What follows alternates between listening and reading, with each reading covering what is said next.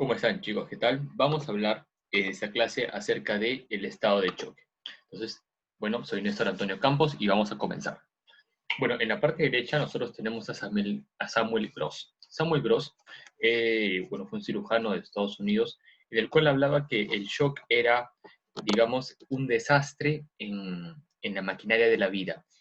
Ya en palabras más actuales podría considerarse tal vez como un desequilibrio de la homeostasis, y es lo que justamente vamos a ver hoy día.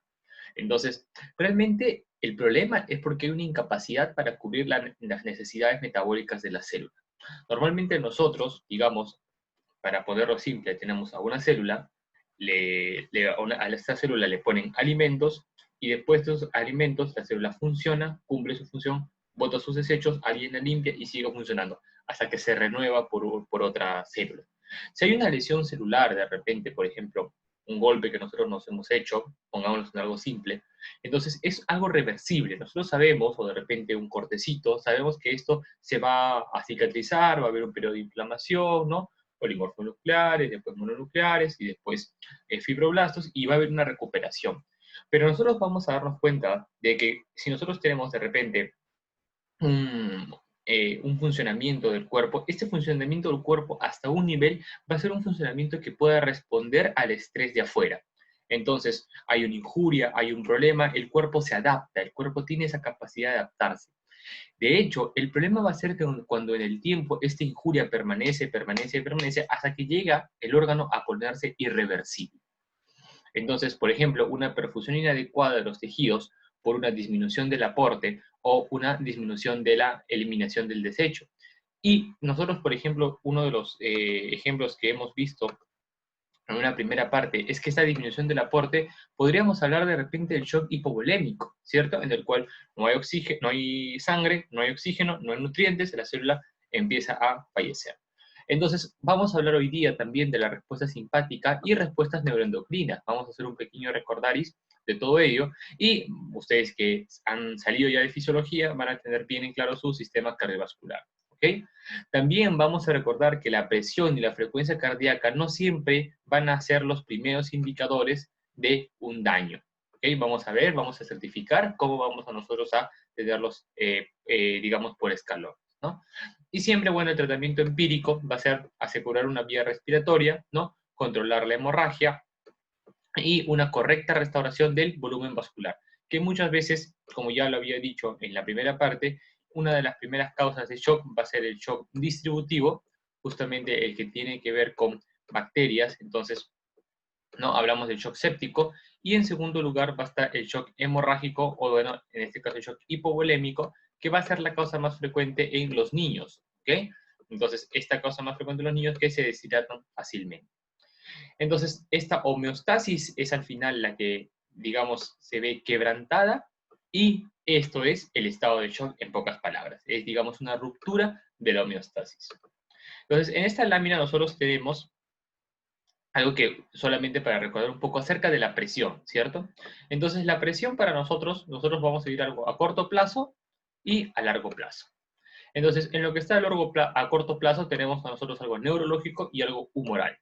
En lo que es algo neurológico, vamos a tener nosotros el sistema, por ejemplo, de la noradrenalina, ¿no? Algo que va a responder, digamos, perdón, el sistema, acá está, el sistema de la adrenalina y el sistema de la noradrenalina.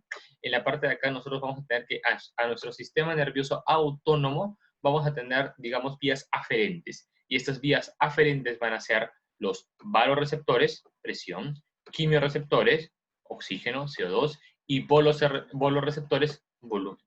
¿Dónde estará un boloreceptor? En la aurícula derecha. Y esta aurícula derecha, ustedes también sabrán de que bota el péptido, ¿no? El proBNP, ¿no? Que es este péptido natriurético, ¿no? Ya sea de la aurícula a ANP, o el BNP, que es de la B de brain, ¿ok? Y no los engañen, este B de brain no solamente es en el cerebro, sino que la aurícula derecha bota el péptido natriurético atrial y también el brain cerebral, ¿ok?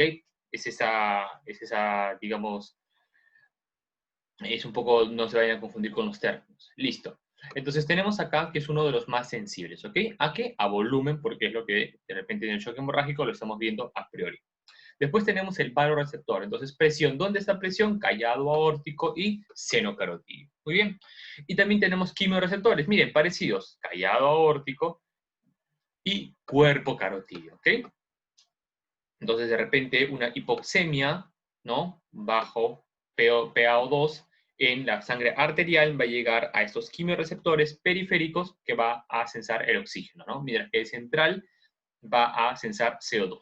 Entonces tenemos esta vía neurológica y también tenemos la parte humoral, ¿cierto? Van a ser sustancias que se van a excretar.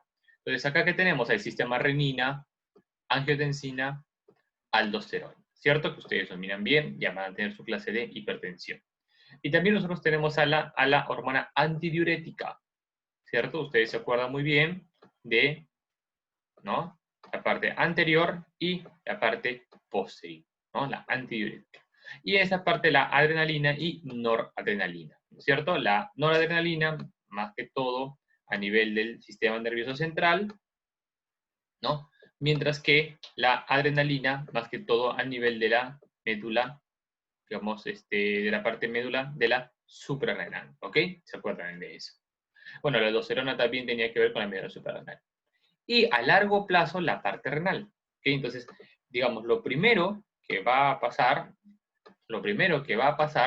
es que nuestro cuerpo va a sensar por lo más rápido. ¿Qué es lo más rápido en su cuerpo? Ustedes ya han llevado fisiología, la parte del sistema nervioso, ¿cierto? Rápidamente, sus fibras A, ¿no? Y estas fibras A eran rápidas, mielinizadas, rápidamente sensaban, uy, en la aurícula derecha hay un problema, hay poca sangre que está llegando para la oreja, para el receptor también poca presión, ¿ok?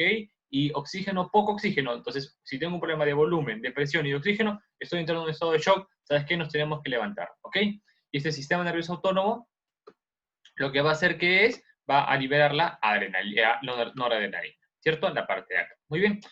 Y después también poco a poco se va activando el sistema renina angiotensina aldosterona, un poco más lento, un poquito, porque digamos tiene que ver con la síntesis del hígado, ¿no? Del angiotensinógeno, la renina, después el ECA, ¿no? Y ya va igual que la antidiurética, ¿no? Que es en la parte posterior. Y bueno, esto de acá va a empezar. Pero esto es a corto plazo. A largo plazo, ¿qué va a ser? El riñón. Entonces, lo más rápido, sistema nervioso central, ¿no? Incluido ADH, ¿no? Incluido adrenalina, noradrenalina, y lo más tardío, la parte renal, que va a ser el manejo de volumen.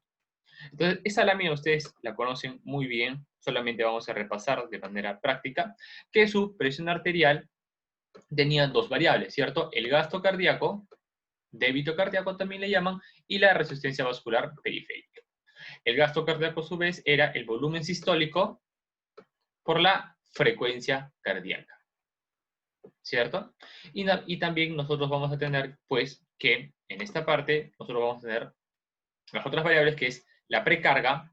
Precarga es todo lo que la sangre que le llega al corazón, entonces esto va a ser parte del retorno venoso, ¿no? Que va a llegar a la aurícula derecha. Excelente.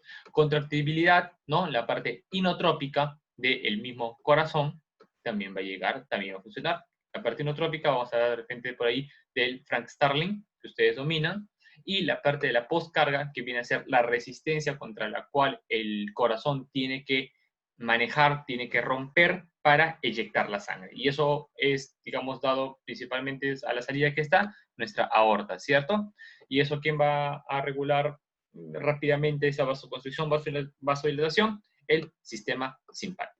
Muy bien. Entonces, en la parte de regulación es de que se pueda activar el sistema simpático, ¿no? Activa el sistema simpático y va a haber de repente va a ir a la parte del corazón, ¿no? En la parte de los receptores beta, a una mayor contractibilidad, ¿no? Y va a disminuir la resistencia vascular periférica. ¿Para qué? Para que deje que este beta haya una disminución de la poscarga. Entonces, si hay una disminución de la poscarga, va a disminuir la resistencia que el corazón tiene que vencer. Entonces, si disminuye la resistencia que pone el vaso, entonces el corazón rápidamente puede bombear más sangre y este beta se ayuda. ¿Muy bien? Y después ya la hipotensión del vaso sanguíneo, ¿no? Va a disminuir la presión arterial a nivel del aparato yuxtaglomerular. ¿Se acuerdan, cierto? Ese codo que hace la arteriola la parte del túbulo contorneado distal y la parte del ACE de Henle, ¿no? Que se va para la parte distal, ¿no? Entonces, activa, ¿no? Sensa y libera renina, el angiotensinógeno se transforma en angiotensina, la angiotensina por la ECA se transforma en aldosterona, ¿cierto? Bueno, después va a la parte de la médula suprarrenal, ¿no? Donde se va a producir la aldosterona. Excelente. Entonces, aldosterona capta sodio, ¿no? Mete 2 sodio y bota un potasio y un hidrógeno. ¿Listo? Entonces tenemos esa parte. Entonces, vías comunes. ¿Okay? Entonces, acá ya entramos un poco más y podemos decir, pues, de que tenemos acá una de las principales causas que existen. Entonces, ¿cuáles son estas? Por ejemplo, tenemos nosotros lo más frecuente, una hemorragia. Entonces, tenemos nosotros una hemorragia y lo que va a pasar al llegar acá va a ser un descenso de la perfusión ística, o sea, en el tejido. Esto que va a llevar a una hipoxia, ¿no? Disminución de oxígeno, e isquemia celular, o sea, ya en el tejido, ¿cierto? Hipoxia en tejido, no hipoxemia. Hipoxemia es sangre. Y esto va a llegar a nuestro estado de shock. Pero también de repente va a haber una insuficiencia cardíaca. Entonces, ¿qué pasa? El corazón deja de bombear la adecuada sangre, ¿no? Y de pronto, vamos a ver después las causas, deja de bombear sangre. ¿Qué pasa? Lo mismo, descenso de la perfusionística, hipoxia, isquemia, shock. O tal vez hay un gran problema en la parte neurogénica. O sea, si nosotros sabíamos que una de las principales vías que actuaba era el sistema nervioso autónomo, de repente un traumatismo, ¿no? Severo va a hacer que se corten estas vías neurogénicas, no va a haber un sistema de adaptación y también descenso de la perfusión ística. Pero si nos vamos un poco, ese es el efecto directo. Pero si nosotros nos vamos un poco más al efecto celular, vamos a tener pues en la parte superior, por ejemplo, si ustedes recuerdan muy bien la clase de inflamación, van a tener ustedes los DAMPs y los PAMPs, ¿cierto? PAMPs, patrones moleculares asociados a daño, acá DAMPs, asociados a daño, y en la parte de acá PAMPs, ¿no? Asociados a patógeno. Y como patrones moleculares asociados a patógeno. Y como su mismo nombre lo dice, esta es una D, está, y como su mismo nombre lo dice, un traumatismo va a hacer que una célula que estaba bien, en correcta homeostasis, va a liberarse, va, digamos, a tener un proceso no de apoptosis, sino de necrosis, y esa necrosis va a liberar inflamación. Y esta inflamación, digamos, dentro de las células se encuentran sus aparatos de Golgi, sus lisosimas, y eso se va a transformar, digamos, en patrones moleculares relacionados al daño. Como es una célula que ha sido aplastada de repente en un traumatismo, va a liberar eso, ¿no? Los PAMPs. Y por otra parte, el microbio, ¿no? Entonces, un microbio, un Escherichia coli, ¿no? Va a poder liberar un patrón molecular asociado a patógeno, ¿no? Y acá tenemos claro el lipopolisacárido, que ustedes recordarán que son de los gram negativos.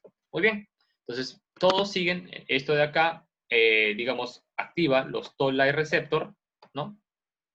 TRL también, toll-like receptor, que, digamos en pocas palabras, es un receptor celular, ¿no? Que sensa o se identifica con los patrones moleculares a daño y los patrones moleculares a patógeno. Listo. Entonces, seguimos en generalidades y vamos a tener estas fases.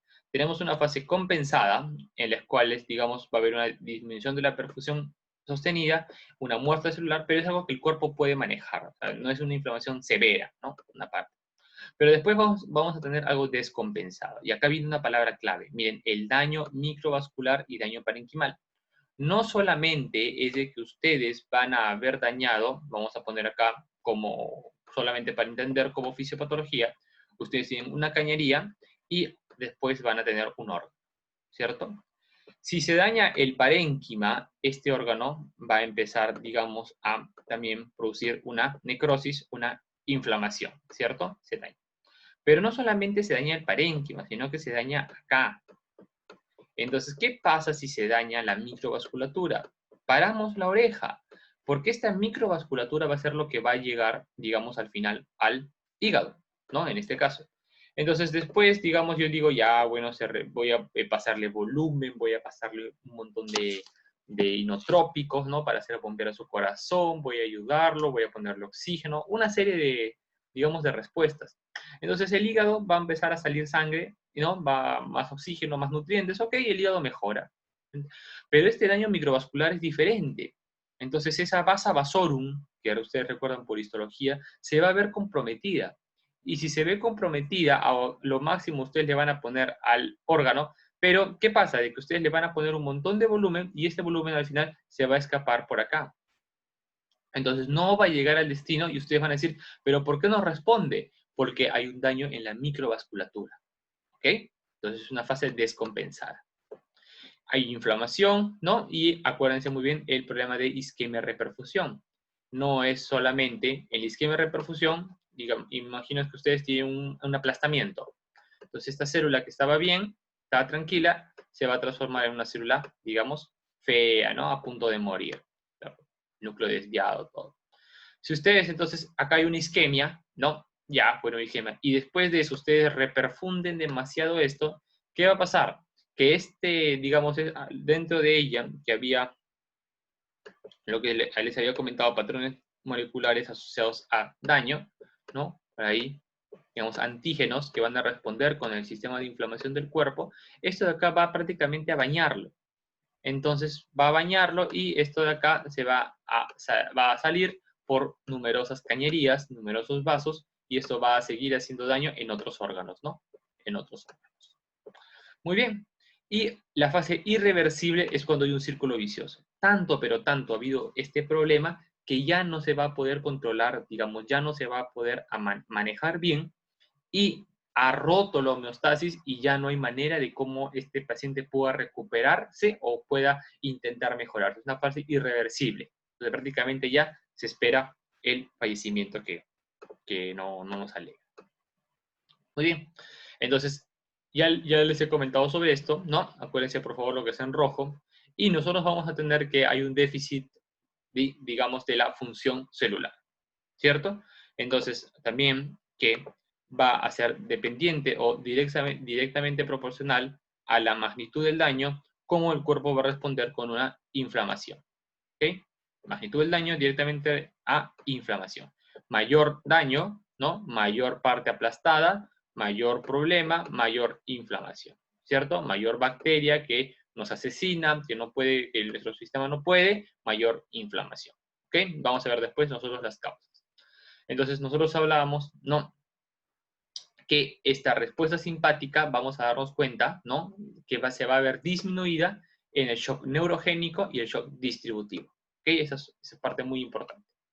Muy bien, entonces, digamos que la preferencia que va a tener el cuerpo es, obviamente, el corazón y el cerebro, ¿cierto? El cerebro porque es el rey, es el que comanda todo, y el corazón porque al final es la bomba que hace funcionar al cerebro. Entonces el cerebro, digamos, te da un pacto y le dice corazón y cerebro nos salvamos, pero vasoconstricción a lo demás.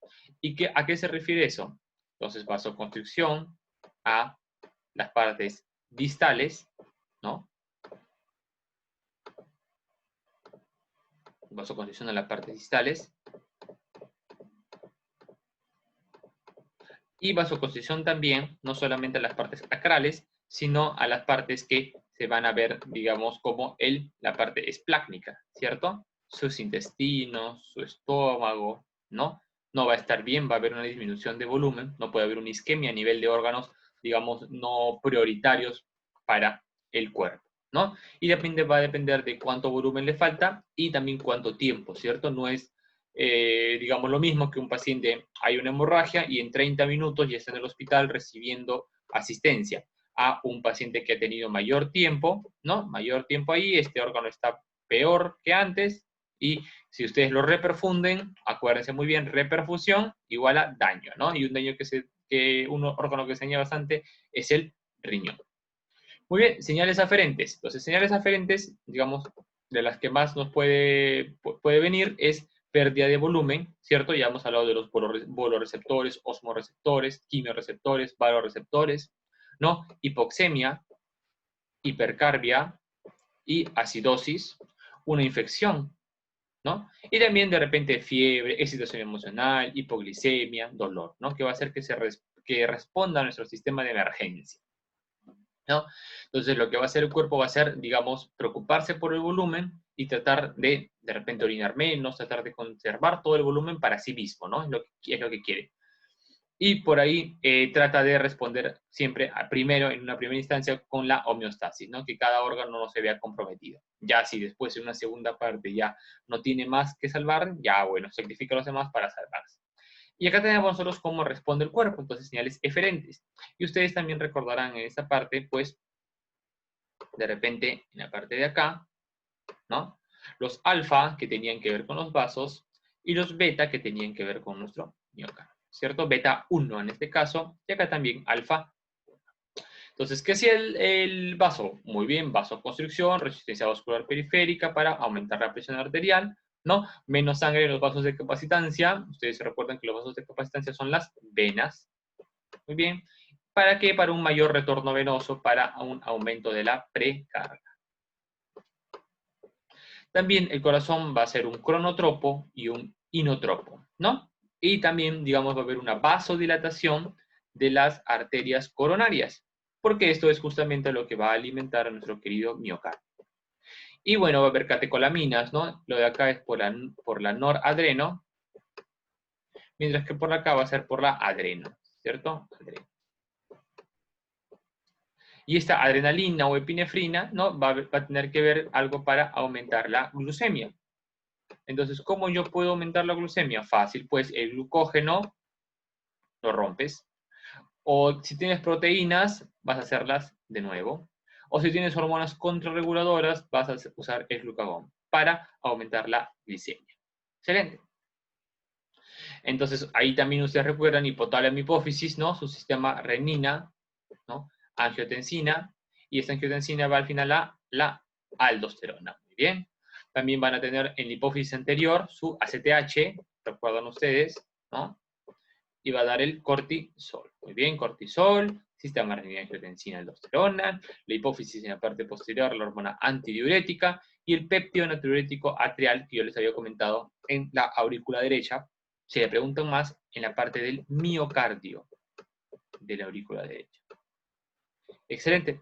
Cuidado, por favor, con los vasoconstrictores potentes. Si ustedes les preguntan cuál es el vasoconstrictor más potente de todos, van a responder la endotelina. ¿Ok? Endotelina. Y bueno, ya les comenté, ¿no? Digamos, vías que respondían, ¿no? Los osmoreceptores en la hipófisis para producir la hormona antidiurética, endotoxinas, ¿no? De los lipopolisacáridos, ¿no? La inflamación, el YECA, por ejemplo, el captopril, enalapril que ustedes han visto, ¿no? Epinefrina, el dolor en hipoglicemia, todo esto van a ser medidas que van a responder o van a digamos, a activarse para generar una respuesta. Entonces, vamos a ver en la parte de la precarga, poscarga y contractibilidad. Precarga, todo lo que le llegaba al corazón, ¿no? Una vía lenta es el sistema renina-angiotensina-aldosterona y antidiurética. Mientras que el sistema simpático, ¿no? Como nosotros vimos en la primera lámina, de izquierda a derecha, ¿no? El sistema simpático estaba primerito, ¿no? ¿Por qué? Porque era el más rápido de actuar, porque era neurogénico. Lo que es por sustancia siempre se demora un poco más. Y si es por riñón, se demora un poco más. Estamos hablando de minutos, pero se demora. Contractibilidad, muy bien, tiene que ver con la ley de Frank-Starling. La postcarga, ¿no? Que es la resistencia a la cual el corazón va a tener que luchar, ¿no? Y ustedes se acuerden, por favor, de la microcirculación, ¿ok? Entonces, ustedes se van a acordar que hay una vasoconstricción, ¿no? O de repente una vasodilatación. Y después, nosotros vamos a tener, digamos, vamos a preguntarnos cómo va a estar la parte de la microcirculación, en el cual nosotros le podemos poner volumen y el shock hipovolémico le falta volumen, le pones volumen, responde. Excelente. Pero el shock séptico no, porque el shock séptico va a tener, el daño endotelial, y este daño endotelial va a hacer que, a pesar de que ustedes le pongan volumen, no sirve, porque este órgano que está al final va a estar perfundido por digamos, un vaso que ha sido dañado. Entonces la sangre se va a escapar, no va a llegar, o va a llegar de repente contaminada con radicales de oxígeno libre, ¿no? Y va a producir más inflamación y algo peor. Entonces también este daño en la microvasculatura más se va a ver en el shock séptico. ¿Ok? Shock séptico. Generalidades hasta ahora, generalidades. Entonces, ¿cómo empezamos? En el último cuadro nosotros arrancábamos de acá, hipoxia celular, y eso dentro de la misma célula va a ser un proceso de anaerobiosis y va a ser acidosis, ¿cierto? Entonces va a haber una pérdida de líquido intracelular y al final va a haber un gasto cardíaco disminuido, ¿no?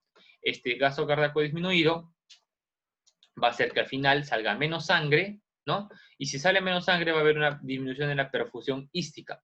O sea, el tejido va a seguir con menos sangre. Acá se preocupa y qué pasa si de repente esta sangre que no está bien oxigenada, ¿no? Va al corazón. Entonces este corazón va a tener una disminución de la perfusión coronaria, ¿no? No le va a llegar de repente suficiente oxígeno o suficiente sangre al corazón. Y también va a haber una disminución del retorno venoso, porque si no le das, ¿de dónde va a jalar agua? Entonces todo eso va a hacer al final que haya disminución del gasto cardíaco, ¿no? Disminución de la perfusión ística, y por acá, por favor no olviden que si hay daño, también si hay inflamación o daño general, también va a actuar sobre nuestro corazón. Y este corazón, que también, digamos, tiene un sistema de cañerías, ¿cierto? Tiene su coronaria derecha, tiene su coronaria izquierda. Entonces, si hay una hipoxia celular o un daño también en la microvasculatura, o va a haber un mismo daño al corazón que lo dañe, digamos, de manera directa, este corazón también va a funcionar menos. Funciona menos, digamos, disminución del gasto cardíaco y empieza a hacerse el círculo vicioso. ¿Ok? Muy bien. Entonces también vean, digamos, en el shock hemorrágico, ¿no? Le pusieron a una ratita, bueno, varias ratas, y vieron cómo era su supervivencia. Si ustedes le sacaban solamente un 10%, ¿no? Esta rata, al final, ustedes, digamos, miren la presión, disminuía, ¿no? Y disminuían el 10%, ustedes le daban volumen, se recuperaba.